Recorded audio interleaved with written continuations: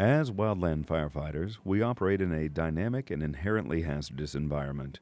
We deal with constantly changing variables that significantly impact our decisions and tactics.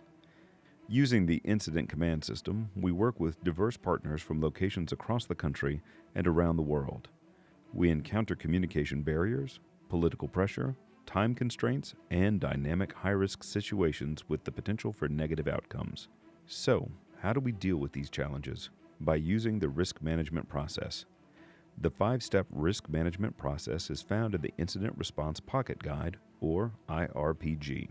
Identify hazards, assess hazards, develop controls and make risk decisions, implement controls, supervise, and evaluate. Regardless of our level of experience or positions we hold, the risk management process is relevant to all of us. Whether this is your first exposure as a brand new firefighter or you are a supervisor with years of experience, we all manage risk. There are others who face equally daunting risk management challenges. One such group is the Columbia River Bar pilots. The Columbia River Bar is considered one of the most dangerous stretches of water in the world. Bar pilots are expert sailors who are intimately familiar with the waters found where rivers meet the ocean. The pilots board ocean-going ships and assume navigational control when they transit across the bar. Just getting on board a 1,000-ton vessel in a winter storm can be a significant exercise in managing risk. Other challenges faced by the pilots include unpredictable weather, fatigue, communications issues, as well as political and economic pressures. The consequences of failure can be catastrophic. Through it all, the Columbia River Bar pilots have maintained an impressive safety record. Let's take a closer look at what they have to say about managing risk. We do recognize that there is risk in everything we do. And the Columbia River Bar in particular has been designated as the roughest harbor entrance in the world. There are some others very close. That being said, a big part of our job is managing that risk. And experience then tells us when is it too risky to do it and when isn't it too risky. You really have to manage the risk for what your abilities are. You have to be hyper-focused on what you're doing when we're doing our job, but at the same time, see it and be aware of everything around you. Your situational awareness has to be high all the time. And it's easy to get distracted by a small thing that can take your mind off the big picture, and that's something we have to be careful about a lot. I see my job to give pilots the best information that they can get in order to mitigate any risk for a particular ship they may be handling or an evolution that they may be involved in. So that takes all kinds of forms, from the planning process, which starts early in the morning, knowing what kind of ships we have, what kind of drafts we have, what the weather we're looking at is. It's my job to compile a lot of that information and work with our operations pilot throughout the day to enable him to make the right decisions. For situational awareness for us, the first step is what's the weather? So looking at all of the weather tools out there, NOAA buoys, wind gauges, calling the National Weather Service, talking with them. We always have to have a visual in our mind situational awareness of what the weather is and what's coming. That way we can plan our movements of ships and how we're going to board them, be it pilot boat or helicopter. Situational awareness on board a ship as a pilot is different than as a ship captain or as a navigation officer. Each position has its own focus. The captain's looking out for his crew and the overall operation of the ship, where the pilot is just doing the navigation. Danger is generally a function of how high a wave are you potentially going to encounter, because even the big ships that you see in the rivers and harbors of the United States, if they take a large wave broadside, they can be, as they say, turned turtle or capsized and sink. So it's critically important that you know what the conditions are and not take a ship out in those conditions where she would be potentially in danger, despite the capability of a bar pilot who is on the bridge directing the navigation of that ship through the crew.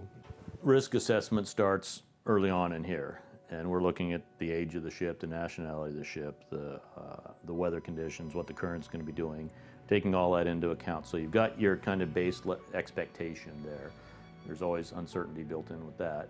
and you have to allow for uncertainty both ways. You know, it may be that the weather lays down and it's a lot better and nicer, it goes great, but the weather could go worse, the ship could be worse. A lot of things can come in there, and we all have that can-do attitude you spoke about. We didn't get to be ship's captains without having that and the get-her-done kind of mentality. We have to tone that down in here. There's times you can get it done, but should you get it done? You know, if you're working right on the edge of that can-do line, I can do this, provided everything goes perfect, then you're too close. You have to have room for the uncertainty in there. It's intuition and experience. You know, how many times have you seen it? And, you know, so I was at sea for 24 years before I became a pilot, and then another 13 years as a pilot. So, yeah, I've seen a lot. Not only here, but you know, sailing in and out of ports in Asia, Africa, fishing boats there. You can always kind of fall back on your experiences and you know, use them where you are. When I look at firefighting, you're constantly having to make judgment calls about what are the wind and other conditions that are affecting the fire's behavior, and how do you deploy manpower in the midst of that kind of swirl of dynamic physical conditions associated with, you know, the humidity, the wind, etc., and what the fire's doing, direction. Very similar set of highly dynamic factors have to be evaluated by the pilots. There's a saying that the ship's safest place is sitting at the dock, but that's not what it's meant to do. So it has to sail, there's risk involved, period. And bad things can happen, but you need to be as prepared as you can for those to happen. And they will happen, so you have to have at least a thought process in your head of how you're going to deal with it when it happens. One of the decisions that bar pilots have to make, especially during the winter months, is do they close the bar to commercial ship traffic, which may result in a buildup of ships outside the mouth of the river for a day or two. It's a safety call they've got to make based upon the conditions that they are monitoring on an hourly basis during rough conditions. The economic consequences of closing the bar are significant, and that's a decision that the bar pilots take very seriously. They collaborate with the Coast Guard on it, but the Coast Guard really defers significantly to the bar pilots because they are the ones with the expertise in how particular conditions would affect an ocean-going vessel. We don't do formal checklists while we're underway on a ship. There is one that we do right when we start, either inbound or outbound. It's called a Master Pilot Exchange. And they'll have a pilot card that lists the details of that ship. And through that Master Pilot Exchange, the master being the ship's captain, he and I will talk, or he or she, I should say, will talk about the ship, any characteristics, anything that might be unusual. Maybe one radar isn't working. We go through that process. So there's our checklist before we start the transit. Once we get going, though, there's no checklist there. Could be a continual conversation. Let him know what I'm planning on doing, and if he has any concerns, he can ask me. You know, when the ship's moving, it's important to be looking out the window and seeing what's in front of you. So if you get lost in checklists, then you quit looking out the window. The risk of actually ending up in the water, that's where our safety equipment comes in, and training with the boat crews, helicopter crews, working with the Coast Guard to recover a man overboard. So we have a lot of personal safety equipment, our float coats, position indicating beacons, strobe lights, waterproof radios, and then a lot of equipment on the boats as well to help find us and recover us if we end up in the water. Operational controls, hopefully the ship's crew and myself have been through very similar trainings. Yeah, there's different qualities of them, but there's a standard in the industry of how ships are supposed to be operated. And if it's not following that standard, you know, then you need to figure out why and try and correct it. Every ship we go on, it's different. It's a different ship, different equipment, different nationality. They do speak English, but some better than others. I can't complain because I don't speak their language any better than they speak mine, probably worse than they speak mine. So there's challenges there. We have online dispatching, and it's live. Any changes, if a ship's estimated time of arrival changes, boom, just goes right in the system. So these guys can look on their phones, their computers, their tablets, and know what's going on. Our organization, we have 16 pilots right now. We're all equal owners of the business. We all do exactly the same job, and we all rotate through that operation pilot position. So as I'm making decisions for other people, whether the ship should sail or not, tomorrow they might be making it for me. And when it's really rough weather, that one operations pilot who's making the decision isn't sitting in this room by himself. There's 2 or 3 other pilots in there discussing it together. And you really have to err on the conservative side. You know, when we're talking about a 700-foot ship with whatever hazardous stuff they have on board, you know, there is no option of not making the right decision. You can't lose a ship, you can't hit the bottom with it and run aground. So quite often we'll make a more conservative decision, which then makes your partners more comfortable that you're making the right decision for them. We're 17 peers. There's no hierarchy structure, and we share that leadership role. We rotate through that all the time, but we're always making decisions for everybody. We do have definitely a variance in risk tolerance between individuals, but we have to keep the group in mind all the time.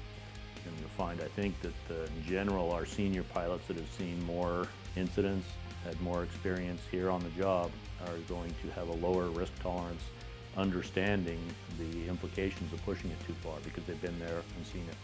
Newer guys will come in a little more confident sometimes than they should be and push it.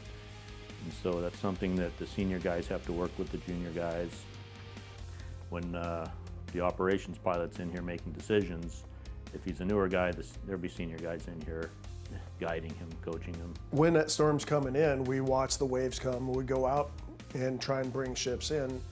At some point it becomes too dangerous to move the ships, so we stop moving any ships.